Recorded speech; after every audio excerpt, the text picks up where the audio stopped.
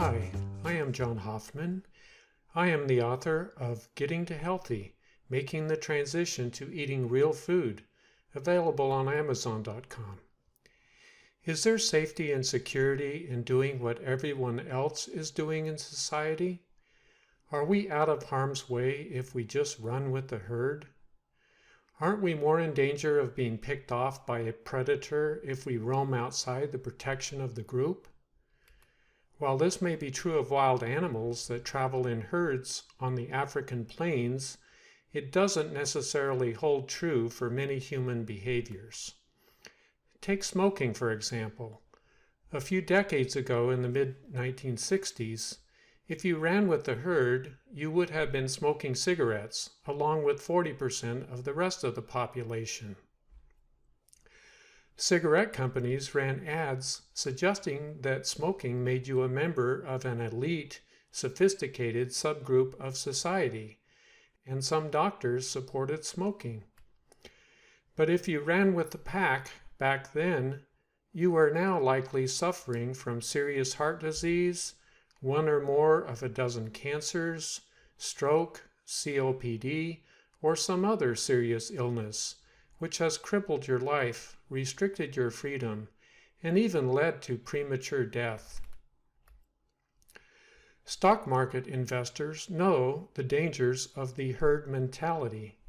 If you buy when there is a buying frenzy, you will pay dearly for your stocks. If you sell during a widespread panic, you will lose much of your stock's value. Going with the herd does not generally provide a favorable return on your investment. Is eating highly processed foods, fast foods, and junk foods the smoking of our time? Do we run with the herd when we gorge ourselves on modern industrial inventions that damage our bodies over the long term, but light up the pleasure centers of our brains in the short term, like nicotine did for cigarette smokers? Will we end up in a similar place where cigarette smokers did, with the latter part of our lives riddled with heart disease, cancer, type 2 diabetes, liver disease, kidney disease, stroke, high blood pressure, and cognitive decline and impairment that are largely brought on by our diet? Is following the herd taking us right off a cliff? Perhaps someday the Surgeon General of the United States will issue a mandatory warning on every junk food ad and every box of highly processed food, warning people that eating these kinds of foods over the long term may lead to serious disease. Even during the latter part of the last century, there was strong evidence that smoking caused cancer if you had eyes to see it. Similarly, there is powerful scientific evidence today that eating highly processed foods, junk food, and fast food is responsible for a whole host of diseases if you only have the eyes to see it.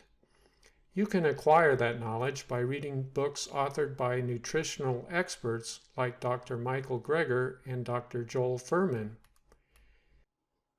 Don't let a herd mentality dictate your level of health in life. Health is not only a life and death matter, it is a matter of a pain-free existence versus a pain-ridden existence. So better not to judge the safety and adequacy of your diet by what everyone else is eating. If you do, you might just be one of those sheep that goes right over the cliff. Thanks for watching, and see you next time.